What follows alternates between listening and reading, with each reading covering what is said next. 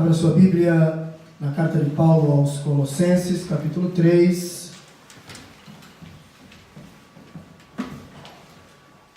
Nós vamos ler do versículo 22 até o primeiro versículo do capítulo 4. Colossenses, capítulo 3, no versículo 22 até o primeiro versículo do capítulo 4. Nos diz assim: Vós, servos, obedecei em tudo a vosso Senhor segundo a carne, não servindo só na aparência, como para agradar aos homens, mas em simplicidade de coração, temendo a Deus. E tudo quanto fizerdes, fazei-o de todo o coração, como ao Senhor e não aos homens, sabendo que recebereis do Senhor o galardão da herança, porque a Cristo, o Senhor, serves. Mas quem fizer agravo, receberá o agravo que fizer, pois não há acepção de pessoas. Vós, senhores, fazei o que for de justiça e equidade a vossos servos, sabendo que também tendes um Senhor nos céus. Amém? Podem sentar.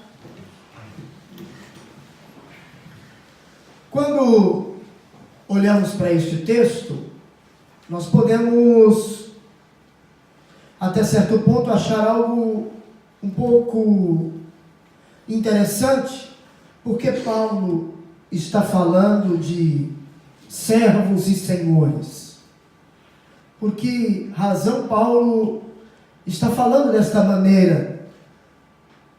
E quando assim pensamos, então nós precisamos observar algo bastante interessante, que diz respeito ao contexto histórico da igreja, ao pano de fundo histórico. Precisamos entender que grande parte das pessoas que compunham a igreja, que faziam parte da igreja naqueles dias, grande parte eram pessoas que viviam, eram servos, eram escravos, eram pessoas que tinham senhores, trabalhavam para alguém. A igreja nasceu debaixo desta sociedade, uma sociedade que vivia uma escravidão humana.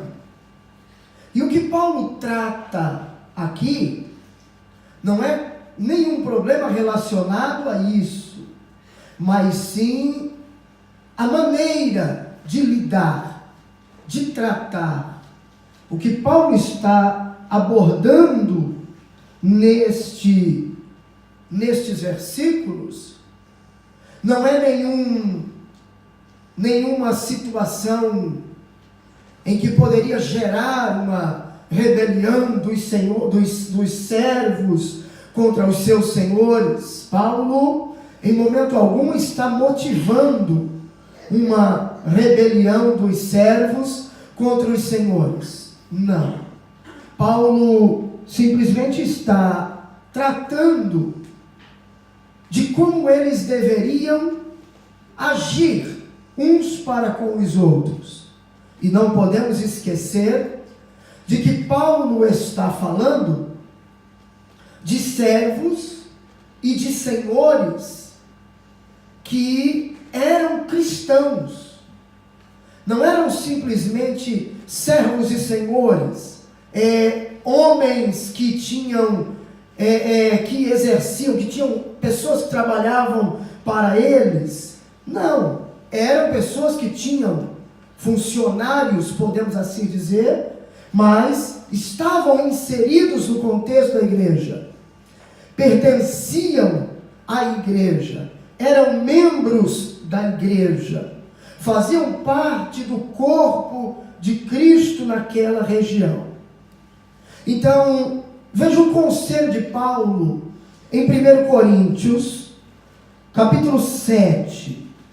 1 Coríntios, capítulo 7, do versículo 20 ao versículo de número 22. Veja o conselho de Paulo. Cada um fique na vocação em que foi chamado. Foste chamado sendo servo? Não te dê cuidado. E se ainda podes ser livre, aproveita a ocasião. Porque o que é chamado pelo Senhor, sendo servo, é liberto do Senhor.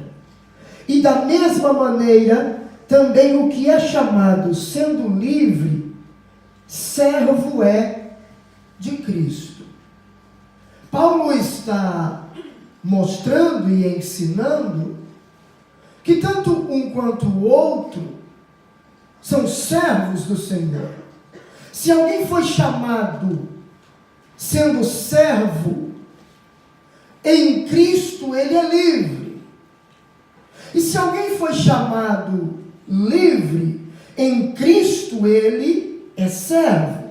Foi chamado para servir, ou seja, alguém exerce senhorio sobre nós. Quando se trata em relacionamento, então, precisam haver alguns princípios para reger esse relacionamento, porque senão existe desordem, senão há bagunça. E quando nós olhamos para a palavra do Senhor, nós vemos que o nosso Deus é um Deus organizado, não é um Deus que concorda com a anarquia. Então nós vamos observar nesses versículos alguns princípios que regem este relacionamento entre servos e senhores, senhores e servos. Vamos analisar dentro deste texto alguns princípios bíblicos. Primeiro, veja aí, do versículo 22 ao versículo 25. Paulo vai dizer o quê? Paulo vai falar sobre a obediência dos servos a seus senhores. Vamos ler novamente. Vós, servos, obedecei em tudo a vosso Senhor segundo a carne, não servindo só na aparência, como para agradar os homens, mas em simplicidade de coração, temendo a Deus. E tudo quanto fizerdes, fazei-o de todo o coração, como ao Senhor e não aos homens, sabendo que recebereis do Senhor o galardão da herança, porque a Cristo, o Senhor, serves. Mas quem fizer agravo, receberá o agravo que fizer, pois não há acepção de pessoas. O que Paulo fala? Paulo está falando sobre a obediência. Agora vamos entender uma coisa. Como eu disse, a igreja era composta de escravos. E havia em Roma, no Império Romano, aproximadamente 60 milhões de escravos naqueles dias. Então esse era o contexto que eles estavam inseridos. Embora nós não encontremos nenhum texto bíblico que dê, podemos dizer, que afirme a escravidão assim, propriamente dita, como uma ordenança divina, como nós encontramos falando sobre o casamento, falando sobre a família, falando sobre o governo humano, nós não encontramos. Mas, mesmo assim, Paulo não está, como eu disse no início, Paulo não está motivando aqui uma rebelião. Não. Paulo está tratando desta situação, resolvendo esta situação de forma pacífica, fazendo com que eles reflitam sobre alguns pontos, sobre algumas situações. Vamos ler aqui mesmo no texto de Colossenses, no capítulo 4, vamos ler aí o versículo 9. Versículo 9. Para a gente entender bem, 7, 8 e 9. Olha só.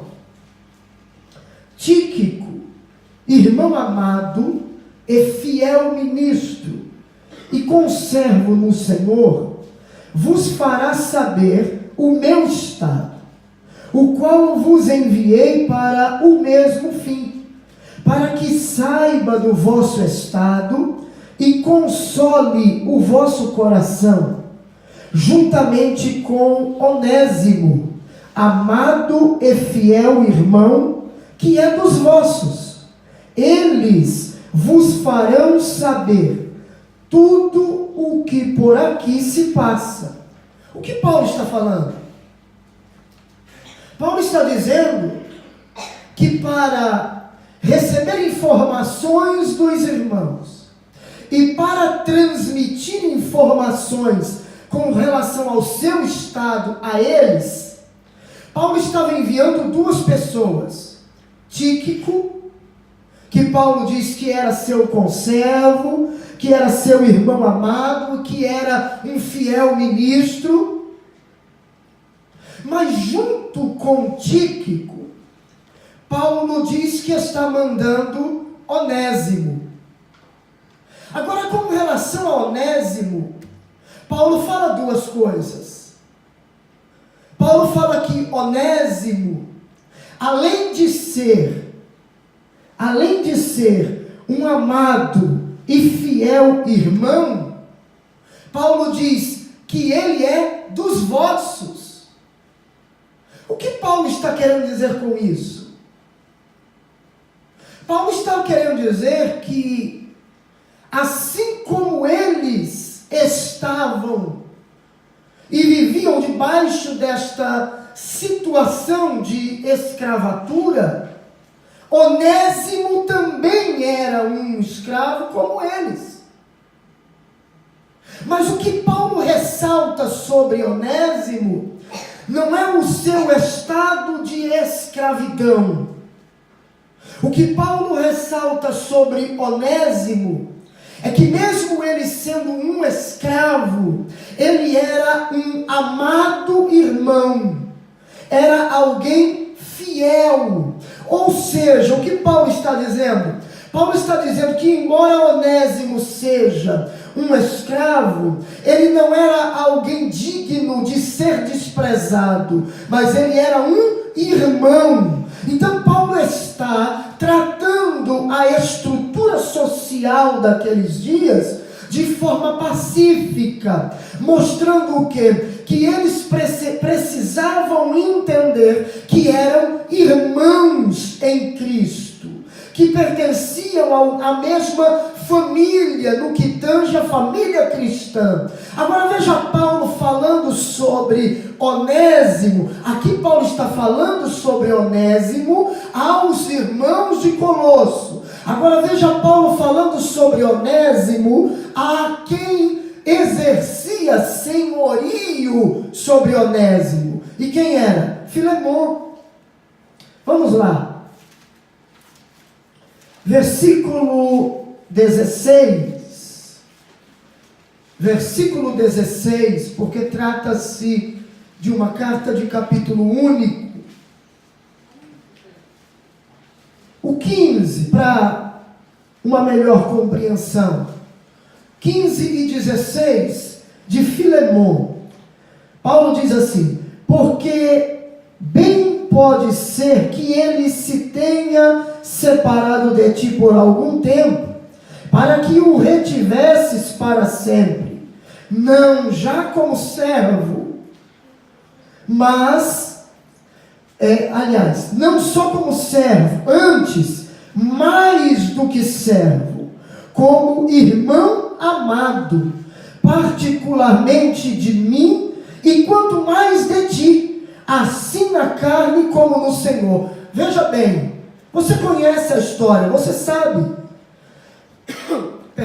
que Onésimo foge, vai embora dos cuidados de Filemon, vai buscar abrigo com Paulo, vai falar com Paulo, mas agora Paulo está escrevendo a Filemon, para que Filemon receba de volta Onésimo, mas agora receba Onésimo em uma condição diferente da que ele se foi. E por que Paulo diz isso, irmão?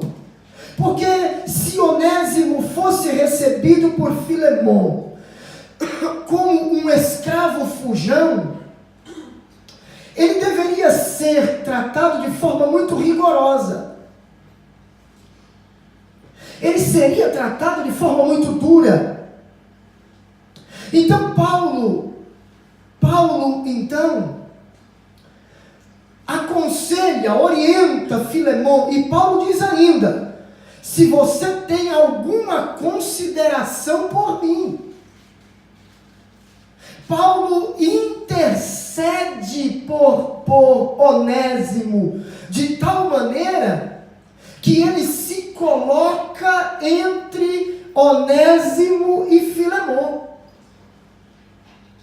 Se você ler os versículos seguintes, você vai ver Paulo dizendo isso a Filemon.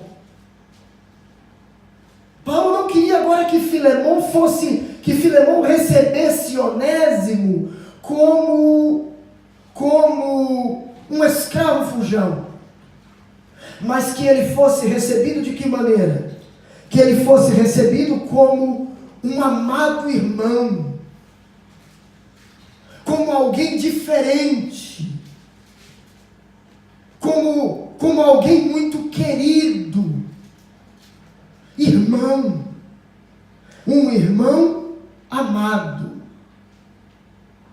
Então, sem Paulo convocar, sem Paulo armar nenhum motim contra os senhores, simplesmente ensinando os princípios bíblicos que deviam reger este relacionamento, esta estrutura social, ela foi diluída, ela foi caindo por terra, ela foi deixando de ser usada, ela foi caindo em desuso.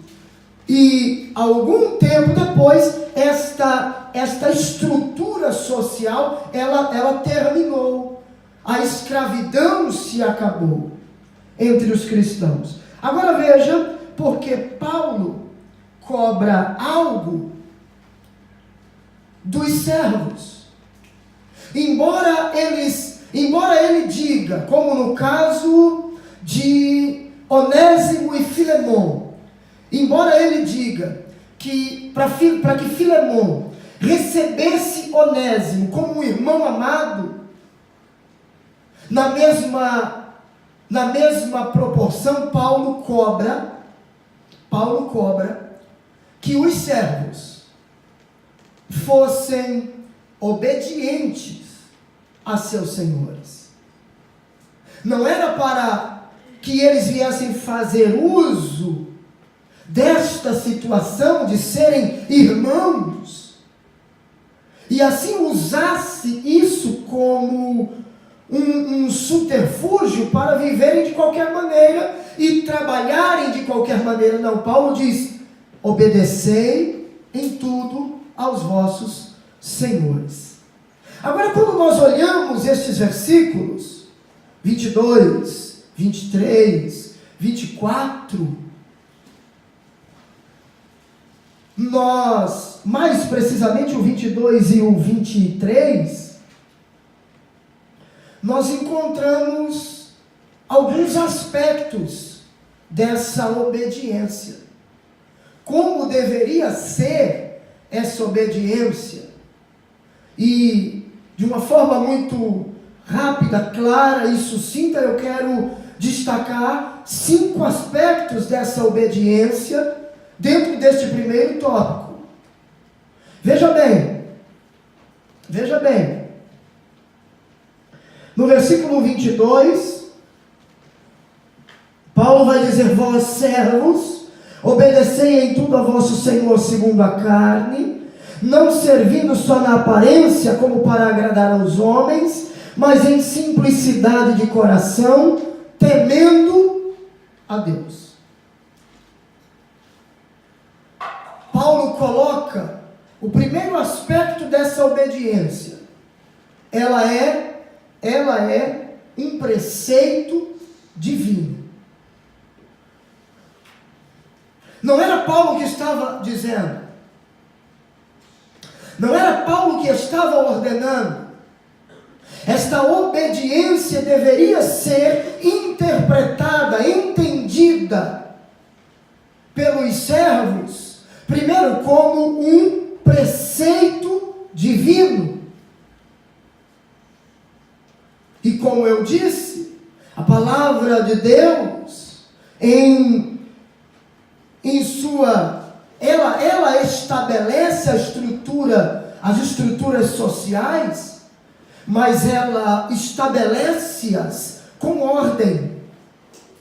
A anarquia, ela não é própria do mundo criado por Deus. A anarquia, ela não faz parte da sociedade que é orientada por Deus e pela sua palavra. Se não, veja que esta maneira que Paulo escreve aos crentes de Colosso é a mesma forma que Pedro usa em sua epístola universal. E nisso você entende o contexto da época, que não era só a igreja de Colosso que vivia sobre esta estrutura social de escravidão, mas em muitas outras localidades. E a epístola universal de Pedro vai nos dizer assim, vamos lá, primeira epístola de Pedro,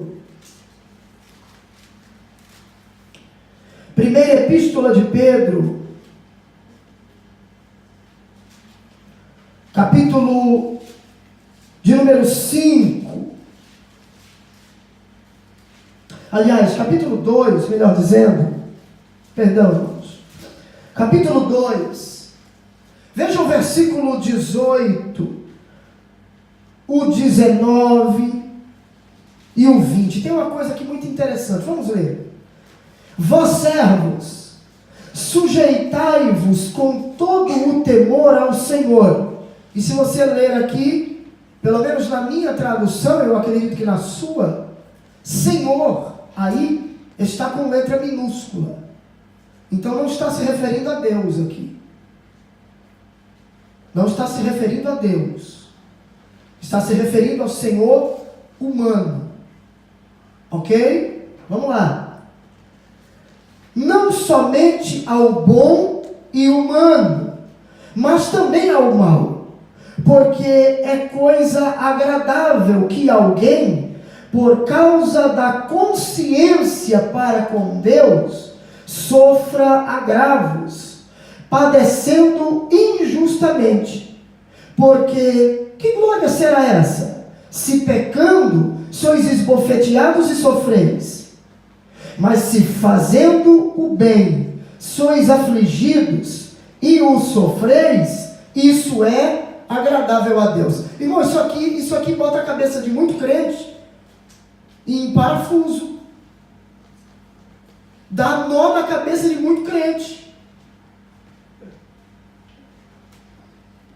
E principalmente,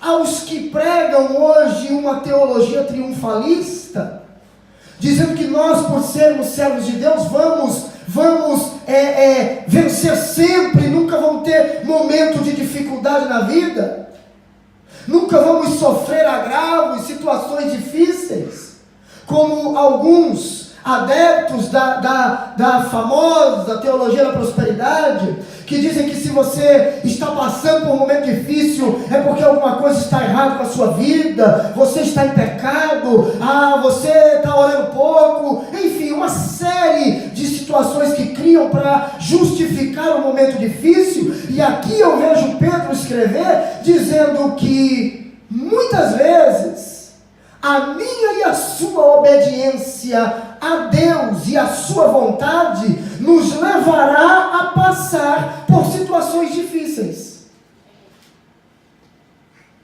Senão, qual foi o pecado de José?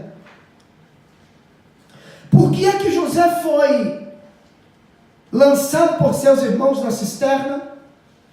Por que é que José foi vendido pelos seus irmãos a uma caravana de ismaelitas?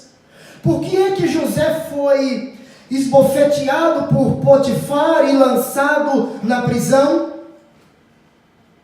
Pela obediência. A Bíblia diz que os irmãos de José não gostavam dele porque ele obedecia ao pai, porque ele levava as notícias ruins, ou seja, o que os irmãos faziam de errado, ele ia e contava para o pai. Ele era obediente ao pai. E por ser obediente ao pai, despertou em seus irmãos a ira. Sim, eles queriam os privilégios que José tinha, mas a grande motivação era a fidelidade de José. Aí José vai para a casa de Potifar, e José é lançado na prisão. Por quê? Porque foi obediente, porque foi fiel, porque não quis defraudar o seu senhor, não quis deitar-se com a mulher dele, e não quis infringir os princípios de Deus, desobedecer a Deus. E José ainda diz: longe esteja de mim fazer tal coisa, porque o meu Senhor botou tudo nas minhas mãos, ele só sabe o que tem em casa quando ele senta na mesa para comer, mas a única coisa que ele me vetou foi você. Eu não posso tocar em você, você não me pertence. Por que eu ia fazer isso? Por que eu iria entristecer também ao meu Senhor? Porque justamente por ser fiel, José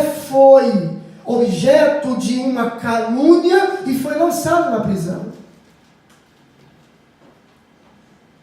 Então, muitas vezes, pela sua fidelidade a Deus, você vai passar por momentos difíceis, sim. Mas uma coisa é certa,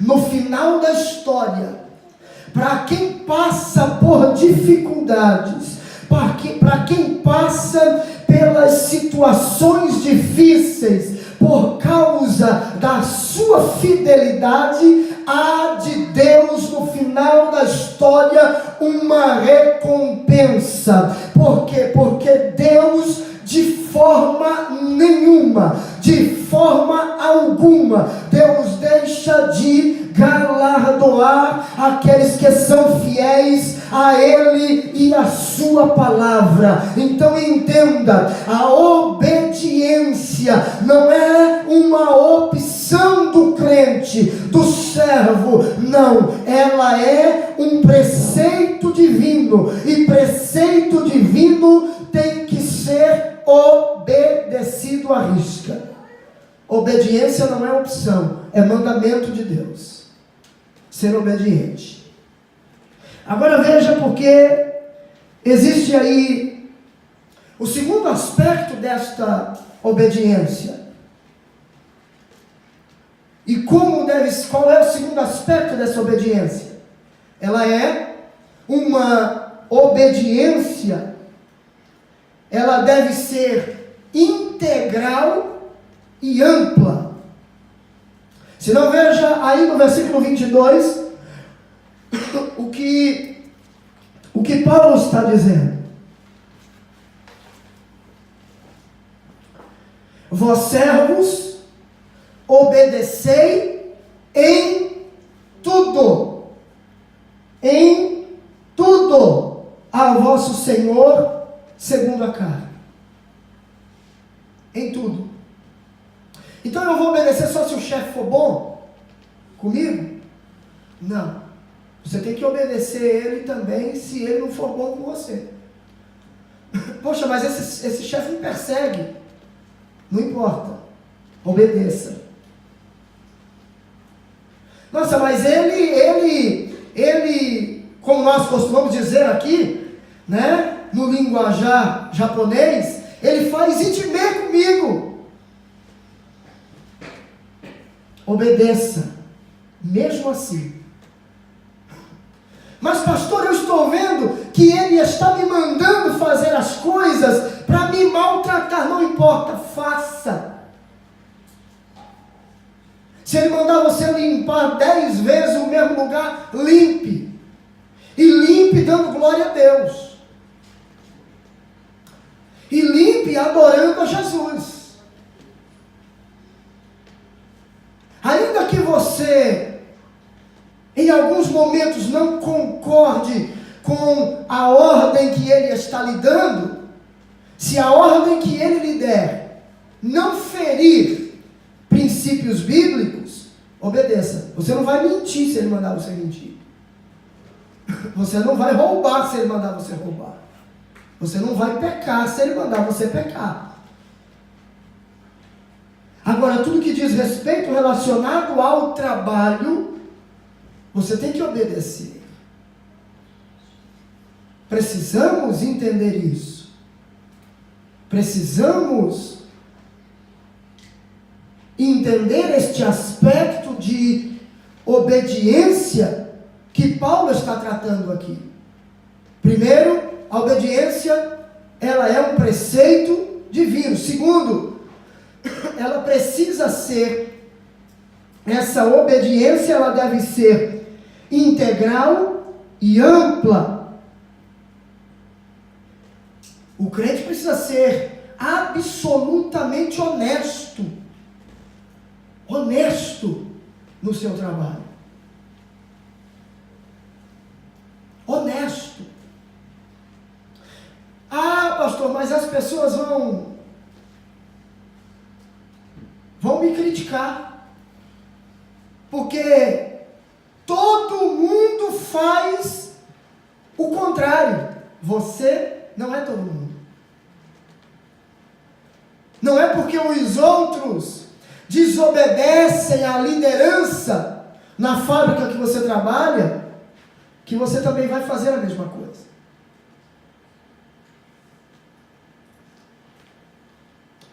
Não é porque os outros funcionários discutem com a chefia que você vai fazer a mesma coisa.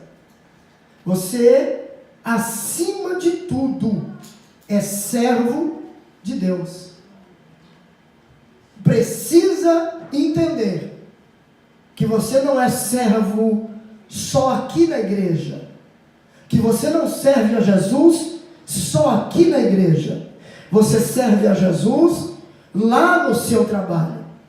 Você serve a Jesus lá na sua escola. Então, se a professora deu a tarefa para fazer, faça.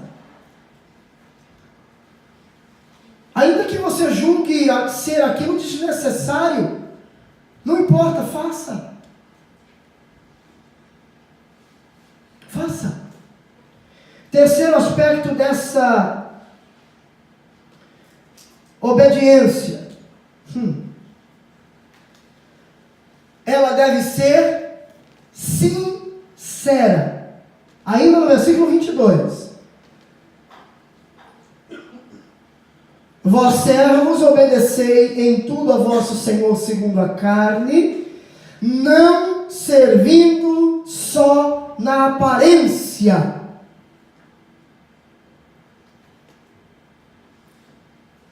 A obediência precisa ser sincera. E o termo grego usado aqui, é oftalmodúlia, que quer dizer o quê? Trabalhar às vistas de alguém. Ou seja, trabalhar somente quando alguém está olhando. Quando Paulo usa essa expressão, que você tem que ser obediente, não só precisa ser obediente ao Senhor segundo a carne, não servindo só na aparência. A terminologia grega está dizendo que você não tem que ser obediente e fazer o que foi mandado fazer somente quando o chefe está olhando. Por quê? Porque a obediência precisa ser sincera. E que sinceridade é essa? Se você obedece, faz o que está sendo mandado fazer só quando o líder está ali olhando, ou o chefe está ali olhando, ou a pessoa que te designou para aquele trabalho está ali olhando. A professora na escola diz: é proibido conversar, não converse. E aí ela dá as costas, você vira para o colega do lado e vai conversar com ele. A gente via muito isso no tempo de escola, alguns dias atrás, não faz muito tempo que eu terminei os estudos, 95, faz pouco tempo. A professora saía da classe, a sala de aula virava uma anarquia só. Era a maior algazarra. Mas às vezes no meio desta bagunça toda, nós não éramos cristãos, eu não era cristão, e os amigos, mas no meio dessa bagunça toda, em um ano, uma série ou outra, tinha um ou outro aluno que era cristão, e você percebia que no meio daquela bagunça toda, o único que estava quietinho dentro da sala de aula era o crente. Era o servo de Cristo. Por quê? Porque nós, como cristãos, precisamos ser exemplo, não é só dentro da igreja. Precisamos ser exemplo, não é só quando estamos com um microfone na mão dentro da igreja. Não é só quando temos uma oportunidade para falar alguma coisa dentro da igreja. É fora dela também. É lá na fábrica que você trabalha. É lá na escola que você estuda. É na comunidade que a gente mora. Porque cada comunidade, cada bairro tem uma regra. Principalmente nós que estamos aqui, existem as regras em cada bairro, em cada região que nós moramos. E nós, como servos de Deus, precisamos ser obedientes. Eu sei que é chato. Ninguém gosta, ou poucos gostam, de obedecer regras. Mas elas existem para que haja ordem. Se não tem regra e vira uma desordem, uma anarquia, você é o primeiro a criticar. Mas quando tem regra, muitas vezes nós somos os primeiros a quebrá-las, a não cumpri-las. Paulo está tratando isso com os servos. Paulo está dizendo: vocês são irmãos, são tratados como irmãos amados, mas tem uma coisa: vocês precisam primeiro obedecer, porque a obediência é um preceito divino.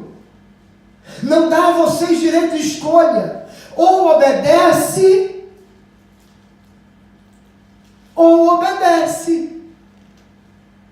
O servo de Deus não tem a opção de: eu não vou obedecer. Tudo bem, você pode até não obedecer, mas saiba que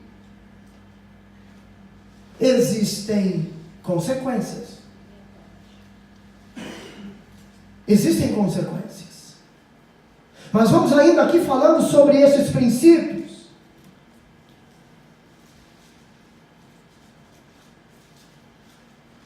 Sabe aquela pessoa que só trabalha quando o chefe chega?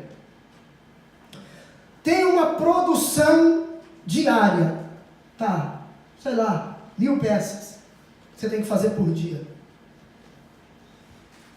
E você trabalha, você é a máquina.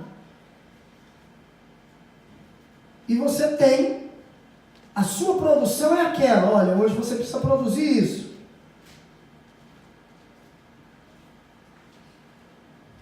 Mas aí você faz corpo mole.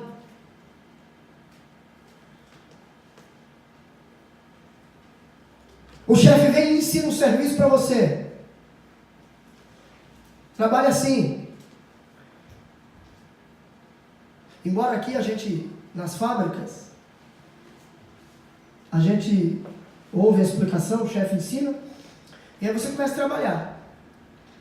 E aí quando você começa a trabalhar, você percebe que existem maneiras melhores e mais rápidas de fazer aquele serviço. Se você faz por conta própria, o chefe, quando chegar, vai dizer para você o quê? Quem está mandando você fazer assim? Eu não falei que ia fazer assim? Mas isso permite mostrar para ele que a maneira que você está trabalhando, você consegue produzir mais do que aquela maneira. Pelo menos os chefes que eu tive, quando eu apresentava a eles uma maneira diferente de trabalhar, da que ele me ensinou, e ela dava mais produtividade, ele dizia para mim: tudo bem, faça, pode fazer. Mas eu não fazia por minha conta e risco. Eu chamava ele e mostrava a ele. Poderia fazer assim. Assim eu faço uma caixa, mas assim a gente consegue fazer 2 caixas, com a mesma qualidade. No final a produção vai ser maior. E aí ele dizia: você consegue? Consigo, então pode fazer. Chegar no final do dia, eu mostrava para ele que a produtividade foi maior do que a que vinha sendo feita antes, então ele deixava trabalhar.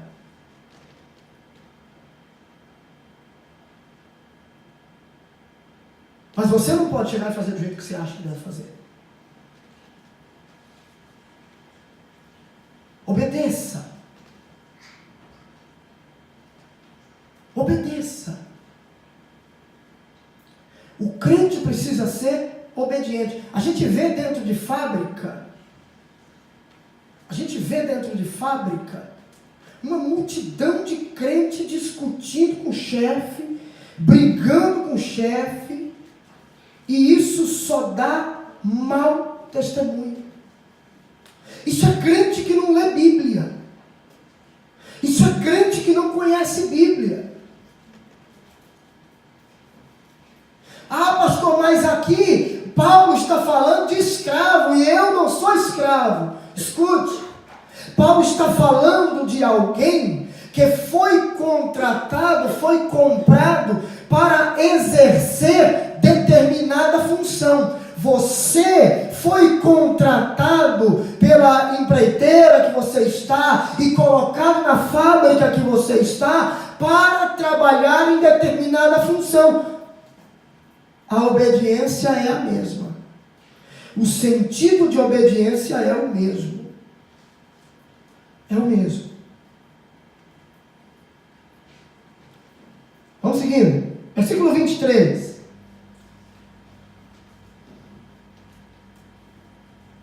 Versículo 23. E tudo quanto fizerdes, fazei-o de todo o coração, como ao Senhor, e não aos homens. Irmão, olha o 24. Olha o 24. Sabendo que recebereis do Senhor o galardão da herança, porque a Cristo o Senhor serves. Qual é o quarto aspecto desta obediência? Ela deve ser espiritual. Espiritual. Veja bem, Paulo está dizendo que o servo deve fazer do seu trabalho uma liturgia de adoração a Deus. Você precisa trabalhar ali entendendo uma coisa: você não é servo dos homens, você é servo de Cristo. Aonde quer que você esteja, você é servo de Cristo. Nós temos o costume de dizer: o trabalho lá na fábrica, ele é material. Não, irmão. Para nós, servos de Deus, tanto o trabalho que diz respeito, que está relacionado à igreja, a obra do Senhor, é espiritual, como o trabalho que você exerce lá na sua fábrica, na fábrica que você trabalha, também é espiritual. Porque aonde quer que você esteja, você trabalha para o Senhor. E aí Paulo diz que a obediência aos líderes, aos senhores, deve ser da mesma maneira que você obedece ao Senhor. Por quê? Porque quando eu sou um bom funcionário na fábrica, e eu dou um bom testemunho na fábrica, as pessoas vão dizer: aquele ali, não, ele é crente. Sabe que a gente passa aqui, está ali, faz o serviço dele, é um camarada que não faz corpo mole, trabalha, se precisa trabalhar, trabalha, o que manda fazer ele faz. Todo tipo de serviço que pede para ele fazer aqui, ele faz, e com detalhe, ele faz sem abrir a boca para reclamar. O camarada é top. Esse aí é bom.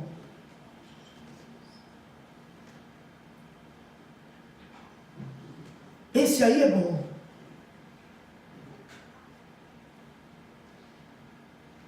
Eu conheço pessoas que congregam em igrejas hoje por causa do testemunho de funcionários cristãos dentro da igreja, dentro da fábrica, melhor dizendo. Isso glorifica o nome do Senhor. Isso exalta a grandeza de Deus. Isso mostra que você é um servo fiel ao Senhor em qualquer lugar que você está. Servindo ao Senhor, entendendo. Para concluirmos este quinto aspecto, com o versículo 24 aí, e depois nós vamos para o 25.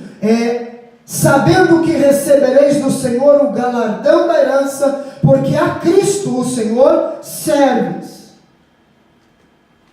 Quinto aspecto dessa obediência ela é galardoada. Ela traz recompensa. Ela tem um galardão. O empregado que trabalha com zelo e integridade, ele vai ser galardoado. Não chega atrasado, chega sempre no horário. É um funcionário exemplar. É um aluno nota 10 na escola. As professoras não têm o que reclamar deles. Se dedicam, estudam. No trabalho ninguém tem o que falar dele. É um bom funcionário ou dela.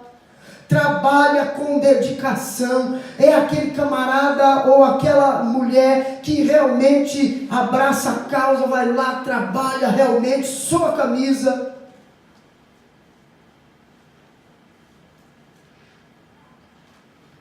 A recompensa pode até não vir do patrão,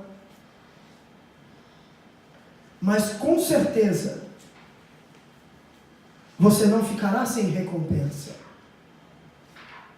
Ela pode até não vir dos chefes com um aumento salarial para você, mas ela virá do Senhor para a sua vida.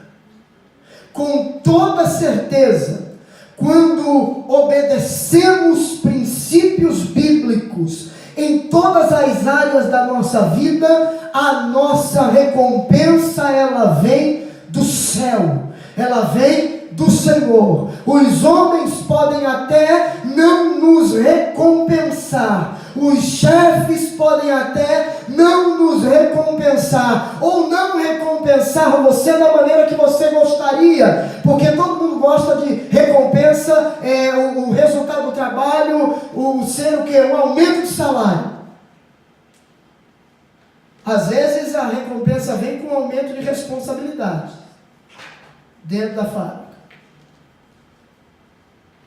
Mas se você obedece, se você trabalha, se você é fiel, a recompensa vem do céu para a sua vida. Nós não podemos trabalhar esperando recompensa dos homens, mas precisamos trabalhar tendo a certeza de que do céu virá a nossa recompensa. Aleluia. Agora o versículo 25 vai nos dizer o quê? Que quem fizer agravo, receberá o agravo que fizer, pois não há acepção de pessoas. Aí, para o funcionário mau, para o mau funcionário, ou para o patrão injusto,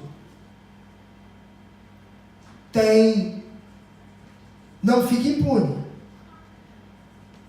Deus não deixa passar em branco. Deus não deixa passar em branco. Tanto o mau funcionário sofrerá o agravo que ele faz, como o patrão infiel sofrerá também o agravo que ele faz. E aí Paulo diz, porque não há acepção de pessoas. Não tem ninguém que fique sem sofrer ou sem colher a consequência, o fruto daquilo que plantou. Capítulo 4, versículo 1, Paulo agora muda a sua visão. Ele tira a visão dos servos e volta-se para os senhores. E aí Paulo diz, vós, senhores, fazei o que for de justiça e equidade a vossos servos, sabendo que também tendes um Senhor nos céus. E é o segundo tópico que nós vemos neste texto lido. Primeiro, a obediência dos servos aos seus senhores. Segundo, o dever dos senhores para com seus servos. Paulo muda agora. Paulo agora, ele volta-se para os senhores. Paulo agora volta-se para os chefes. E Paulo ele fala algo revolucionário aqui. Porque Paulo coloca em pé de igualdade servos e senhores, dizendo que os dois são iguais. Que assim como um tem deveres, eles também têm direitos.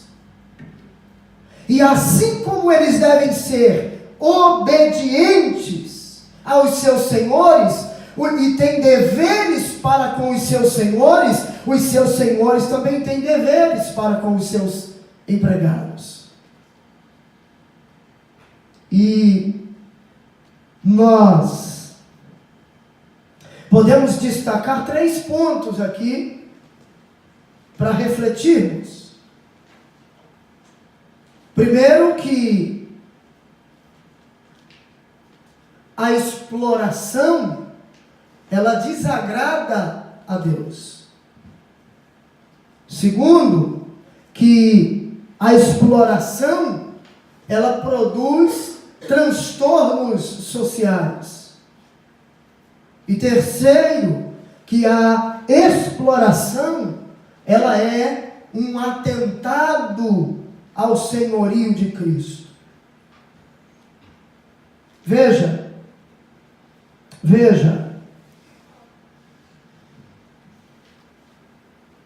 como os senhores devem tratar os seus servos. Olha o versículo que diz: vós, senhores, fazei o que for de justiça e equidade a vossos servos, sabendo que também tendes um Senhor do céu. Paulo está dizendo que não deve haver exploração de forma nenhuma.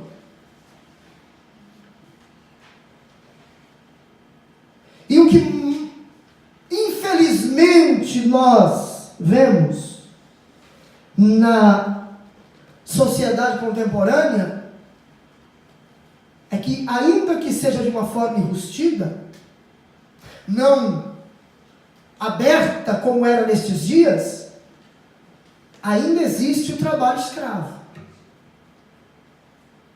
Ainda existe a escravidão.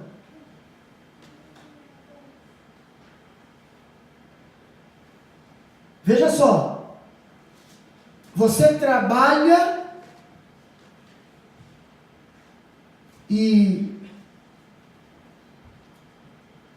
muitas vezes não é bem remunerado pelo trabalho que você faz. Outra coisa, e isso acontece aqui no Japão de forma comum. Todo lugar você vê isso e é até tratado como normal na sociedade. Você vê dentro de uma empresa homens e mulheres trabalhando.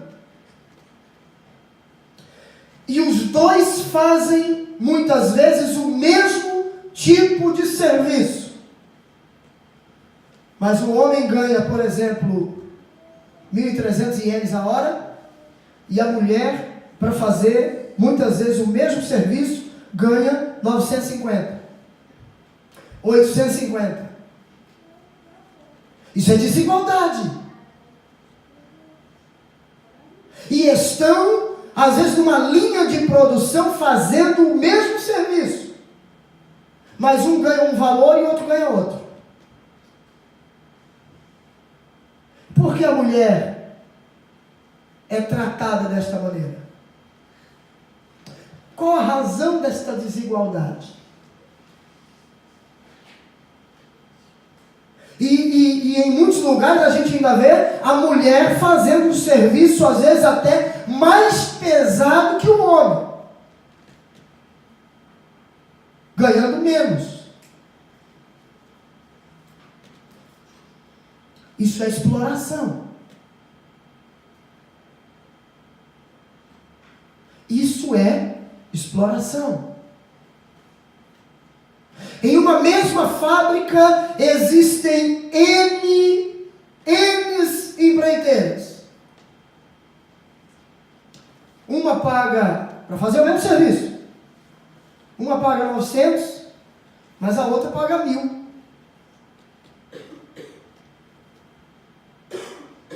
Uma paga 1.500 para um homem, a outra paga 1.200, 1.300.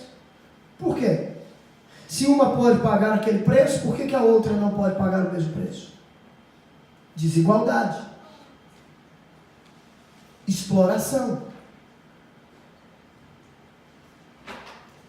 Mas hoje a gente olha isso como algo normal. Nós encaramos isso hoje como normalidade. Mas é uma desigualdade que é combatida por Paulo no texto bíblico.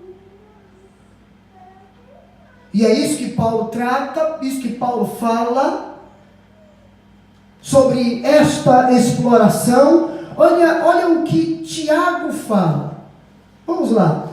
Epístola Universal de Tiago. No capítulo de número 5. Do versículo 4 ao versículo 6. Olha só, olha isso. Olha isso. Eis que o salário dos trabalhadores que ceifaram as vossas terras, e que por vós foi diminuído, clama.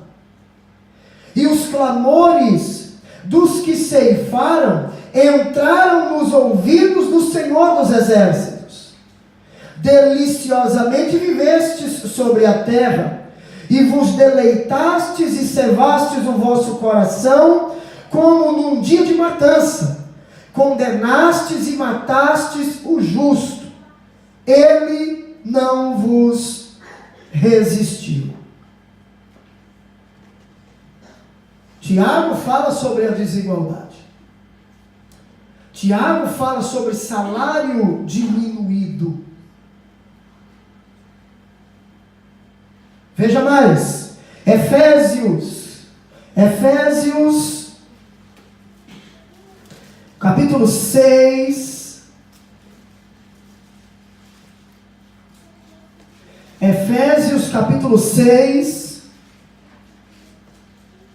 e o versículo de número 9, vós, senhores, fazei o mesmo para com eles, deixando as ameaças, sabendo também que o Senhor deles e vosso está no céu, e que para com ele não há acepção de pessoas.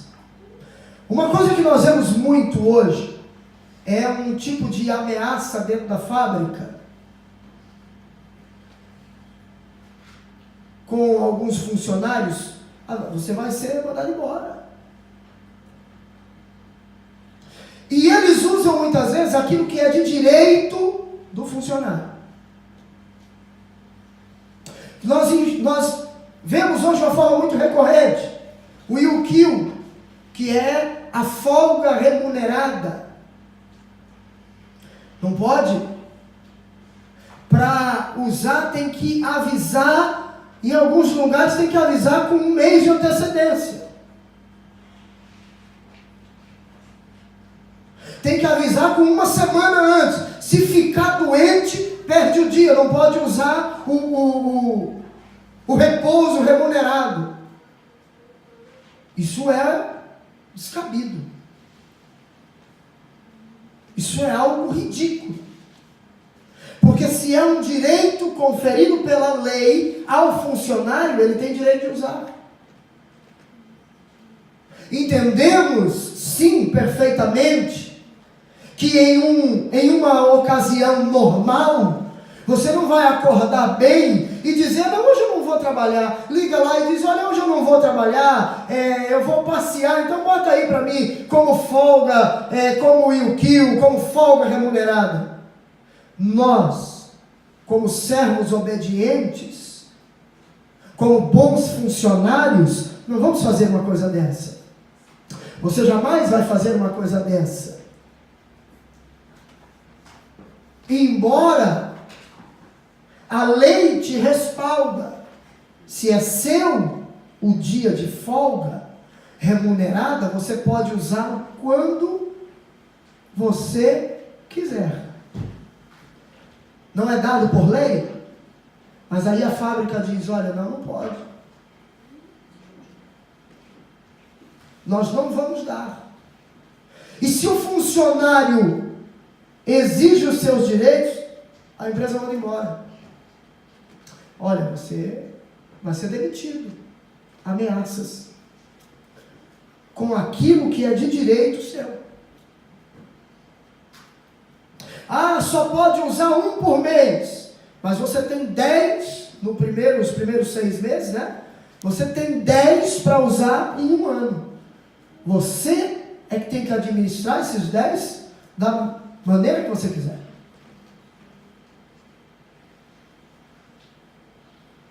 É claro, como eu disse, você não vai chegar e dizer, eu quero tirar umas férias e tirar 10 dias de uma vez, porque você quis, e você não vai fazer isso, você é um bom funcionário. Mas você, dentro de uma necessidade, você pode e deve usar. Porém, as empresas hoje procuram o máximo possível fazer com que você não use e até mais, fazer com que você perca estes dias que você tem, porque eles também não pagam. Eles não pagam. Isso é exploração. E a exploração desagrada a Deus. A exploração, ela produz transtornos sociais. A recomendação de Paulo é que os senhores tratem os servos de que maneira? Com justiça e equidade. Equidade é o quê? Equilíbrio. E justiça fala de respeitar integralmente os méritos do trabalhador. Por quê? Porque estes méritos, eles são garantidos pelo próprio Deus. Você trabalha, produz, nada mais justo do que no fim do ano, fecha o ano, por exemplo, aqui no Japão fecha-se o ano fiscal agora no final do mês de março. Nada mais justo do que no final do fechamento do ano fiscal, ou a maneira acordada, você receba participação dos lucros da empresa, que é o bônus. É justo. Você trabalhou. Você ajudou a produzir. Isso é justo. Mas muitos não recebem. E é justo. Você produziu, você trabalhou. Você tem direito. Olha o que a Bíblia diz.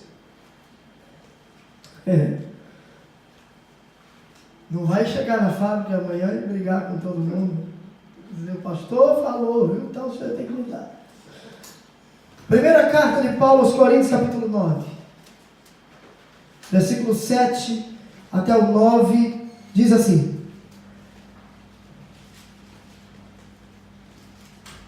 quem jamais milita à sua própria custa? Quem planta a vinha e não come do seu fruto? Ou quem apacenta o gado e não come do leite do gado? Digo eu isso segundo os homens? Ou não diz a lei também o mesmo? Porque na lei de Moisés está escrito: não atarás a boca ao boi que trilha o grão, porventura tem Deus cuidado dos bois? Olha o 10. Ou não o diz certamente por nós? Certamente que por nós está escrito, porque o que lavra deve lavrar com esperança, e o que debulha deve debulhar com esperança de ser participante. A fábrica não te paga o chamado bônus, mas você participou da produtividade. Biblicamente falando, por direito, é seu. Ah, pastor, mas eles nunca vão fazer isso. Comece a dobrar o joelho e a orar, para você ver o que começa a acontecer. Irmãos, precisa entender uma coisa, é bíblico. E se é bíblico, se Deus já garantiu-nos isso, você é participante. A questão é que a gente, tá, tudo bem, fica assim mesmo. Aí, uns recebem dentro da fábrica, outros não recebem, a grande maioria não recebe, alguns recebem, mas todos trabalham para produzir. Olha 1 Timóteo,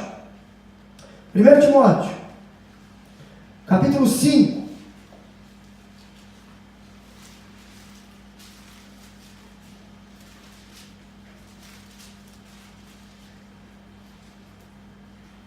Primeiro Timóteo capítulo 5, versículo de número 18. Eu já estou encerrando. Porque 17 e 18. Os presbíteros que governam bem sejam estimados por dignos de duplicada honra, principalmente os que trabalham na palavra e na doutrina. Porque diz a Escritura: não ligarás a boca ao boi que debulha, e digno é o obreiro do seu salário. Eu já vi pessoas até dizerem que são contra pastores assalariados pela igreja. E é bíblico.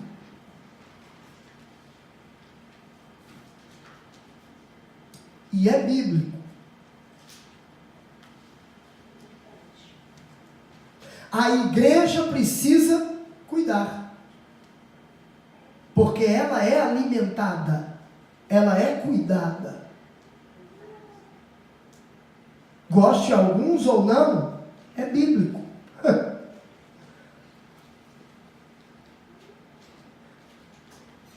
Justiça e o equilíbrio. O que é a equidade? É o equilíbrio, é a obrigação de garantia da maior igualdade possível entre todos os que fazem o mesmo serviço ou desempenham a mesma função e têm igual responsabilidade.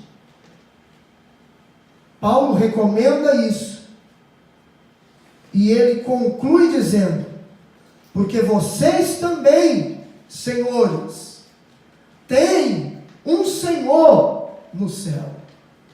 Paulo está dizendo: assim como vocês exercem senhorio sobre eles, Deus exerce senhorio sobre você e sobre eles. Então, se você agir com injustiça para com eles, você vai colher da mesma maneira.